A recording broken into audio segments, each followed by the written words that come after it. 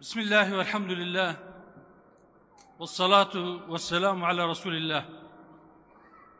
Rabbi şrah li sadri ve yessir li emri ve hlul uqdeten min lisani yefkahu kavli. Hamd o Allah'a ki insanı en güzel şekilde yaratmış ve onu mahlukatın şereflisi kılmıştır.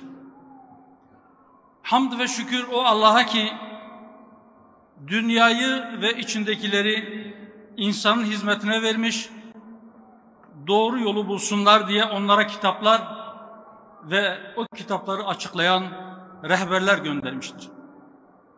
Selam olsun bütün elçilere. Yeryüzünde adaleti hakim kılmak, insanlar arasında adaletle hükmetmek için gönderilen o elçiler ki, hüküm ve iktidar sahibi oldukları dönemlerde yeryüzü gerçek adaleti görmüş, zulmün kökü kazınmıştır. Ve selam olsun gerçek adaleti özleyenlere,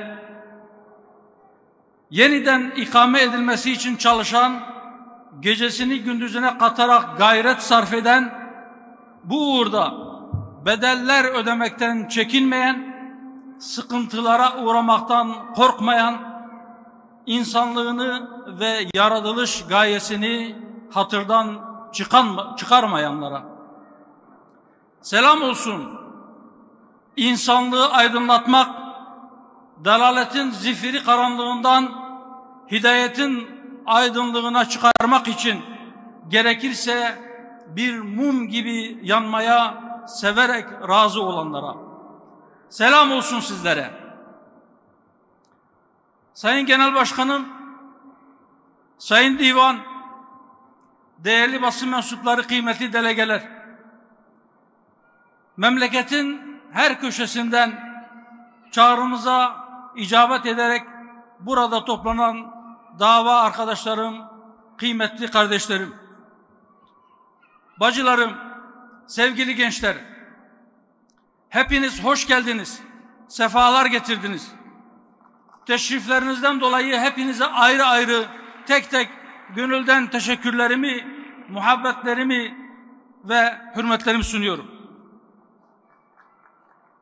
Burada olmayı çok istediği halde, şu Covid-19 salgını nedeniyle veya başka sebeplerle gelemeyen, ekranları başında kongremizi izleyen dostları da hürmet ve muhabbetle selamlıyorum.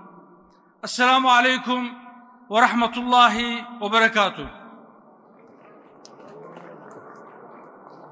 Kıymetli dostlar, 2012 yılının Aralık ayında partimizin kuruluş dilekçesini verdik. Takriben 6 ay kadar sonra 2013 yılının yine bir Haziran günü bu şerefli vazife bana tevdi edilmişti. 5 yıl kadar taşıdığım bayrağı 2018 Haziran seçimlerinden önce bağımsız aday olabilmek için istifa etmek suretiyle vekaleten de olsa kıymetli kardeşim Mehmet Yavuz Hoca'ya devretmiştim. Bu vesileyle Mehmet Yavuz kardeşimizi bir kez daha rahmetle anıyorum. Rabbim kendi katından en güzel bir rahmetle ona muamelede bulunsun inşallah. Yaptıklarını kendi rızası için kabul eylesin. 7 Ekim 2018 günü gerçekleştirdiğimiz 3. Olağan Büyük Kongre'de bu ağır sorumluluğu kadim dostum, değerli kardeşim İshak Başkanıma yükledik. Pandemi şartlarında dünyanın evlere kapandığı bir dönemde o zor şartların zorluğuna rağmen, olumsuz şartların zorluğuna rağmen çok güzel hizmetlerde bulunarak güçlü bir teşkilatı bize devrediyor. Rabbim kendisinden ebeden razı olsun ve yapmış olduğu hizmetleri kendi rızası için kabul etsin. Ve şimdi bu kongrede yine arkadaşlar, yine siz değerli kardeşlerim, bu şerefli görevi tekrar bana tevdi etmek istiyor. Şunu hatırlatayım, 2013 yılında gerçekleştirdiğimiz 1. olağan kongrede ben kendim aday olmamıştım. Göreve talip değildim. Bugün de yine bu göreve aslında talip değilim. Ama 2013 yılında kardeşlerimin tevdi etmek istediği bu görevden kaçmadım. Bugün de kaçmayacağım. Sabırla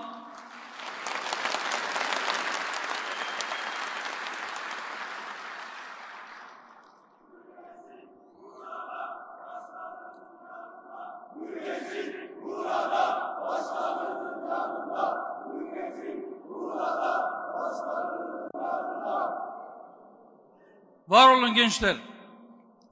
Rabbim sayenizi bereketli kılsın, kendi rızası için kabul etsin inşallah. Evet kardeşlerim, madem bu görev bana tevdi edildi, o zaman yapabileceğimin en iyisini yaparak bu bayrağı biraz daha yükseklere çıkarma gayretinde olacağım inşallah. Ve sabırla bu şerefli görevi benden sonra bayrağı alıp daha ileriye götürecek bir kardeşime devredeceğim günü bekleyeceğim. Rabbim bizleri nefsimizle baş başa bırakmasın. Rabbim bizleri yardımsız bırakmasın. Rabbim bu şerefli göreve layık olabilmeyi nasip eylesin inşallah.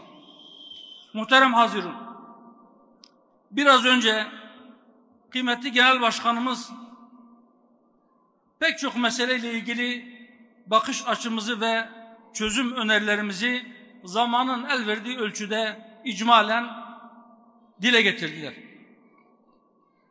Aslında sadece değindiği konularla ilgili değil, emin olun memleketin bütün meseleleriyle ilgili Hüdapar olarak bizlerin mutedil ve müstakim bir yaklaşımı, bir bakış açısı ve yine bu meselelere ilişkin ilaç gibi çözüm önerilerimiz var. Ben burada o başlıklara tekrar girmeyeceğim. Memleket meseleleriyle ilgili ayrı ayrı nasıl bakıyoruz ve ne öneriyoruz o konulara girmeyeceğim.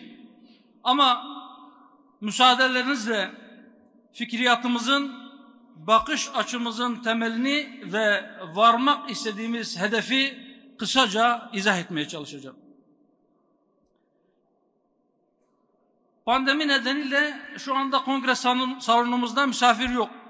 Partili arkadaşlarımız, delegelerimiz ve bir kısım gençlerimiz hizmet etmek için bulunuyorlar.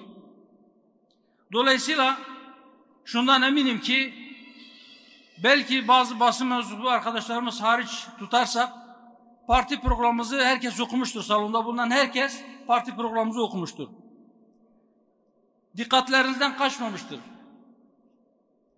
Parti programımıza başlarken hemen ilk paragrafın ilk cümlesini okurken Cenab-ı Allah diye başladığımızı fark etmişsinizdir. Onun adıyla başladık. Hemen sonra insana ve kainata, hayata ve eşyaya bakış açımızı izah ve ilan ettik. Cenab-ı Allah alemlerin Rabbidir. Hepimiz onun kullarıyız. Öyleyse kimse kimseye efendilik taslamasın. Kendi ideolojisini dayatmasın. Hiç kimse haddini aşıp Allah'ın koyduğu sınırları değiştirerek insanların hürriyetlerini ellerinden almasın. Kendi belirlediği hudutlara onları hapsetmeye kalkışmasın. Hepimiz onun kullarıyız. Öyleyse kimse bir başka faniye kulluk yapmasın. Onun önünde eğilmesin. Öldükten sonra dirileceğiz. Diriltileceğiz. Onun huzurunda toplanıp hepimiz hesap vereceğiz. Öyleyse kimse hesap gününü unutup haddi aşmasın, huzura kul hakkıyla gitmesin. Aziz kardeşlerim, Allah'ın en güzel şekilde ve kendisine kulluk için yarattığı insanları yaratılış gayelerini unutturup kendilerine kul yapmak için şer güçler ittifak halindedir. Planlı ve programlı bir şekilde gece gündüz çalışıyorlar. Topyekün insanlığı savaşlara, açlığa, kaosa, düşmanlığa, yoksulluk ve yoksunluğa mahkum ederek iktidarlarını tahkim ediyorlar. Kendileri de birer fani oldukları halde Allah'ın kullarını kendilerine kul, köle yapmak istiyorlar. Bugün insanımızı toplumun izzetli bir ferdiyken, insan yığınları içinde aidiyet hissinden uzak, manevi değerlerden yoksun bir bireye dönüştürmek istemelerinin nedeni de budur. İnsanı kulluğundan, fıtratından ve aslından uzaklaştırmayı, yani ifsadı gaye edinenlere karşı insanlığı özüne döndürmeye, içine düştüğü buhrandan çekip çıkarmaya, yani ıslaha gayret edenler de hep var ola gelmiştir. Bu mücadele hak ile batılın, doğru ile yanlışın, aydınlık ile karanlığın, adalet ile zulmün mücadelesidir. İnsanlık bu mücadeleye dün şahit oldu, bugün şahit oluyor, yarın da şahit olmaya devam edecektir. İşte biz hakkın, doğrunun, aydınlığın ve adaletin yanında batılın, yanlışın, karanlığın ve zulmün karşısındayız.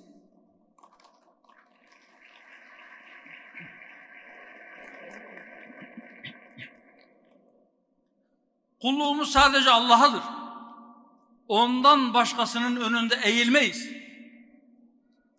Hakikati söyler, hakkı ayakta tutmak için adil şahitlik yaparız. Hiçbir kınayıcının kınamasından korkmadan doğru bildiklerimizi söylemeye devam edeceğiz. Maksudumuz Allah'tır, gayemiz onun rızasına kavuşmaktır. Dünya makamlarının geçici ve değersiz olduğunu biliriz. Asıl gaye için ancak birer vasıta olarak görürüz. Asıl gayemiz Rabbimizin rızasını kazanmaktır. Bu nedenle bizi bu gayeden uzaklaştıracak olan makamları elimizin tersiyle iteriz. Dünya makamları için gayrimeşru vasıtalar kullanmaya tenezzül etmeyiz. Büyük mahkemede bizi mahcup edecek laflardan kaçınırız. İnanıyorum ki yaratılış gayesini unutmayanların hepsi böyle yapar. Böyle yapmalıdırlar. Bu bakış açımızdan dolayıdır ki kendi şahsi veya parti çıkarlarımızı memleketin çıkarının üstünde görmüyoruz. Siyasi rakiplerimize iftira etmeyiz. Parti içinde makam kavgası yapmayız. Devletin varlık nedeninin insanların din, can, mal, akıl ve nesil emniyetini korumak olduğunu söyleriz. Kardeşliğin ölçüsünü değiştirmeyiz. Bütün insanları yaratılışta ve kanun önünde eşit biliriz. Bütün inananları kardeşimiz olarak görürüz. Adaletin tesisini birinci önceliğimiz olarak belirleriz. Peki adalet bizim için neden bu kadar önemlidir? Kardeşlerim, dikkat ediniz. Cuma günleri memleketin her camisinde minbere çıkan her hoca hutbeleri okuduktan sonra ikinci hutbenin sonunda minberden inmeden önce bir ayet okur. Nahl suresinin 90. ayetini. Mealen orada Allahu Teala şöyle buyurur. Muhakkak Allah size adaleti, ihsanı ve akrabaya yardım etmeyi emreder. Ve ila ahiril ayet. Yine Nisa suresindeki 58. ayette de muhakkak Allah emanetleri mutlaka ehline vermenizi ve insanlar arasında adaletle hükmetmenizi emreder.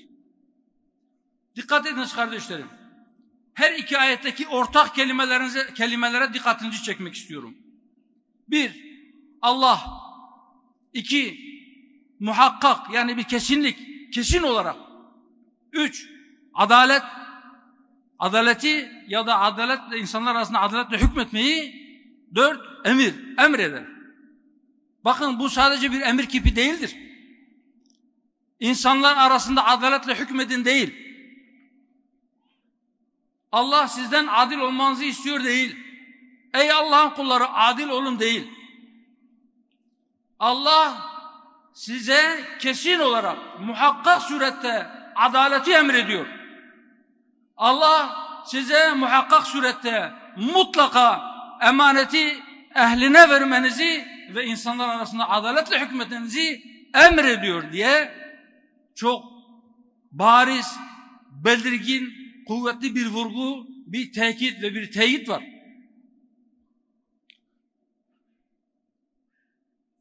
Bu nedenle bizler Hüdapar olarak adaleti her meselede merkeze alırız. Çünkü biraz önce başkanım da söylediği gibi burada bize veya herhangi bir insana inisiyatif yoktur. Bu kesin bir emirdir ve mutlaka yerine getirilecektir.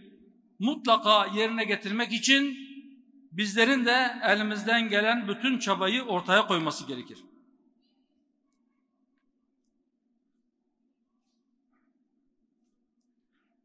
Adaletin zıddı zulümdür. Evet, zulmün kalkması için Hüdapar'ın anlayışına, bakış açısına memleketin ihtiyacı vardır. Bu kongremizde memleketin Hüdapar'a ihtiyacı var teması belirlendi ve gerçekten meselelere yaklaşım ve çözüm hususunda Hüdapar'ın yaklaşımına ve çözüm önerilerine ihtiyaç olduğu insaf sahibi olan herkes tarafından teslim edilecektir.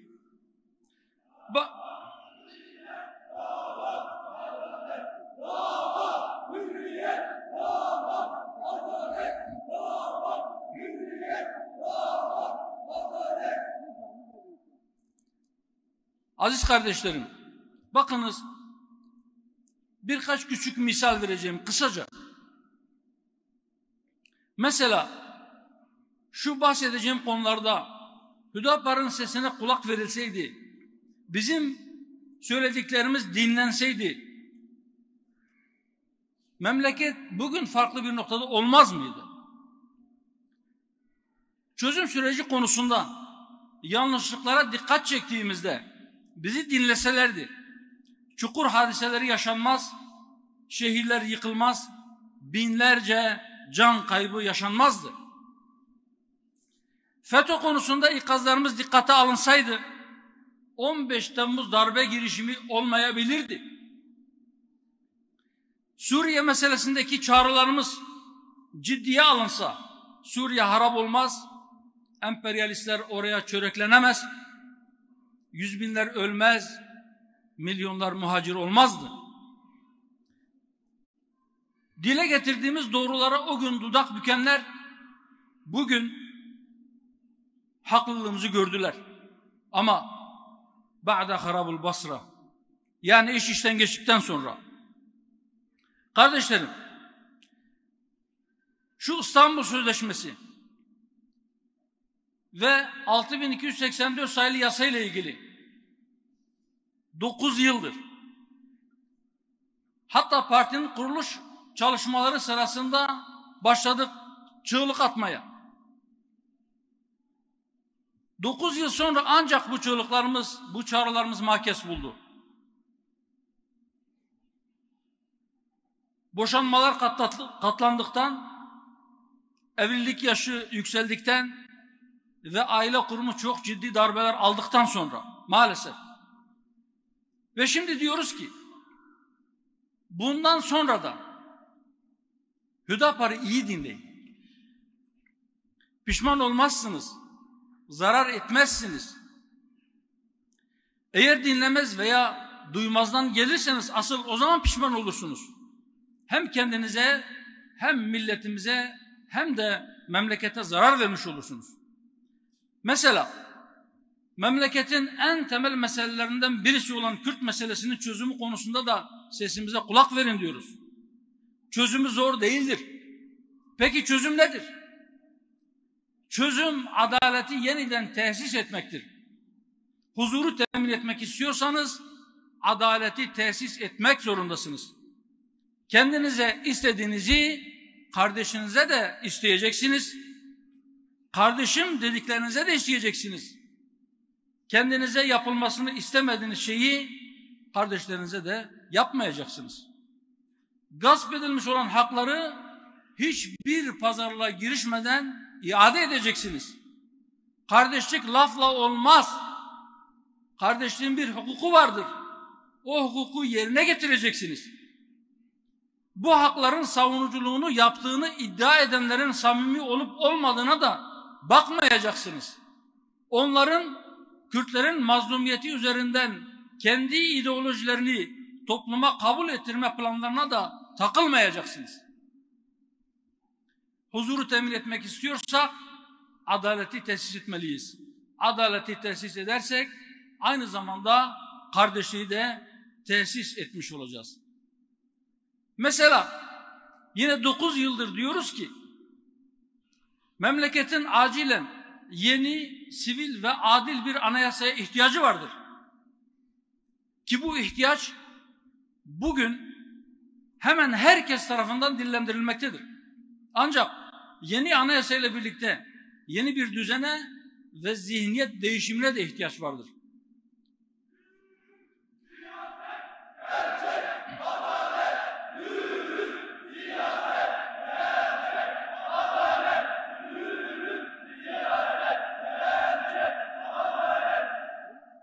Ülkedeki temel sorunların çoğunun sebebi ve kaynağı mevcut junta anayasasıdır. İnanıyoruz ki herkesin hak ve hürriyetlerini güvence altına alan yeni bir anayasa yapmak mümkündür.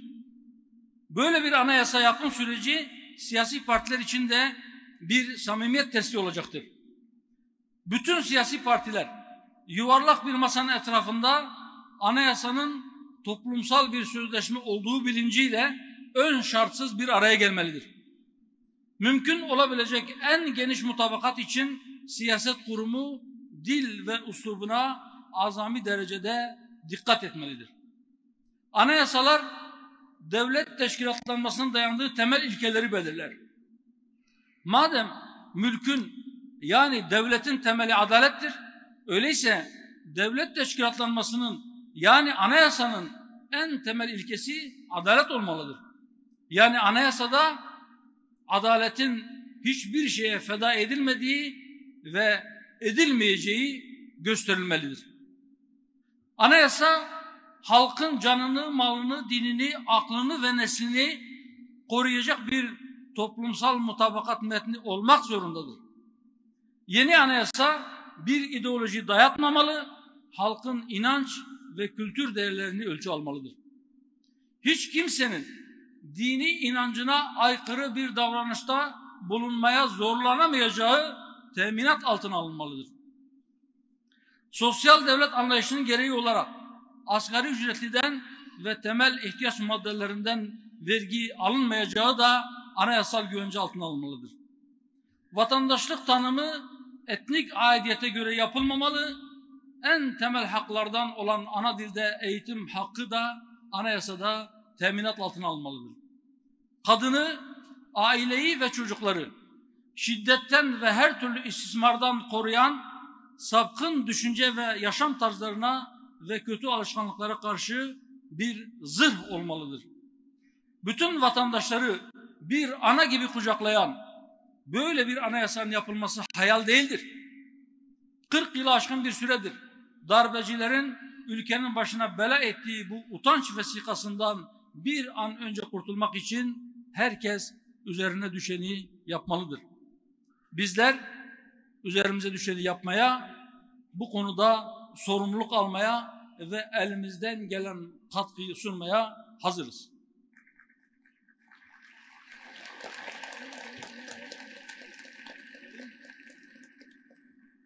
Kardeşlerim, memleketin Hüdapar'a ihtiyacı vardır. Yani memleketin size ihtiyacı vardır.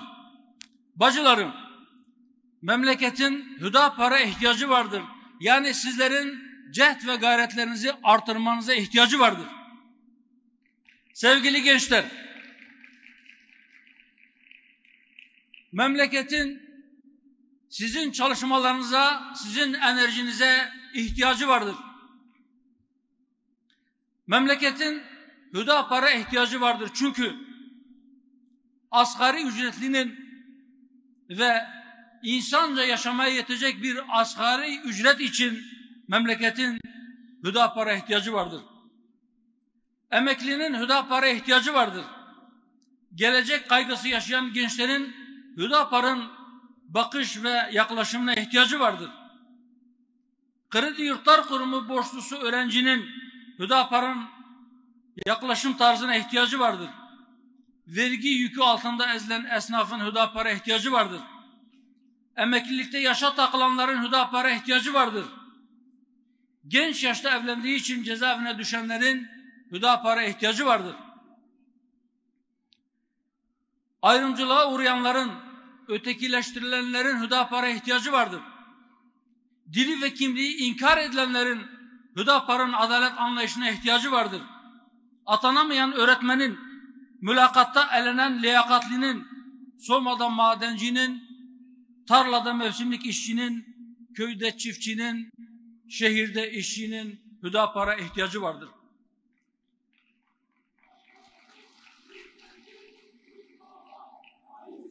Mazlumun yüksesi, Hüdapar Partisi. Mazlumun yüksesi, Hüdapar Partisi. Evet, mazlumun ve mağdurun Hüdapar'a ihtiyacı vardır. Haksızlığa uğrayanların Hüdapar'a ihtiyacı vardır. Haklının hakkını verecek Hüdapar'a gerçekten ihtiyaç vardır. Kısaca siyaset kurumunun Hüdapar'a ihtiyacı vardır. Meclisin Hüdapar'ın sesine ihtiyacı vardır. Ankara'nın, yönetimin Hüdapar'ın yaklaşımına ihtiyacı vardır. Memleketin Hüdapar'a ihtiyacı vardır.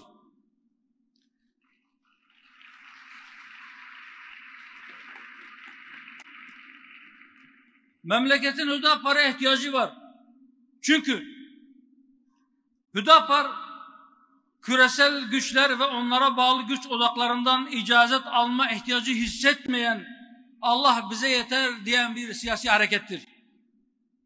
Hüdapar emrolunduğu gibi dosdoğru olma azim ve kararlılığında zilleti hayatından kovmuş, haklı olmayı en büyük güç kabul eden bir kadronun adıdır. Hüdapar mazlumun feryadına, imdat haykırışlarına verilmiş güçlü bir cevaptır. Bu nedenle memleketin Hüdapar'a ihtiyacı vardır. Adımız Hüdapar'dır. Doğruları söylemek, hakkı haykırmak vazifemizdir. Hüdapar, siyasi tarafkirlik veya dünyalık mal ve makam uğruna lafı eğip bükmeden, hakkı ayakta tutmak için aleyhinde bile olsa adil şahitlik yapar. Bunun için memleketin Hüdapar'a ihtiyacı vardır. Öyleyse biz Hüdaparların daha çok çalışmaya, büyümeye, partimizi büyütmeye, davamızı daha çok insana ulaştırmaya, anlatmaya ihtiyacımız vardır. Hüdapar'ın kuruluşundan hemen sonra şöyle dediğimi hatırlıyorum. Kurucu Genel Başkanımız Hüseyin Yılmaz kardeşimin başkanlığı döneminde partimiz yeni kurulmuş, kayıtlı üye sayısı da az olabilir. Ancak siyaset sahasında özgür ağırlığımız hissedilecektir. Evet, yine parti programımızda şöyle bir paragrafımız var. Amaçsız, gayesiz ve programsız bir fert veya toplumun varacağı bir hedefi yoktur. Hedefi olanlar yol alırlar. Olmayanlar ise sadece dolaşırlar. İdeallerimizi hedefe koyup yürüyebildiğimiz kadar ömrümüzün ve takatimizin el verdiği ölçüde menzile varmaya muvaffak olmayı ümit ediyoruz.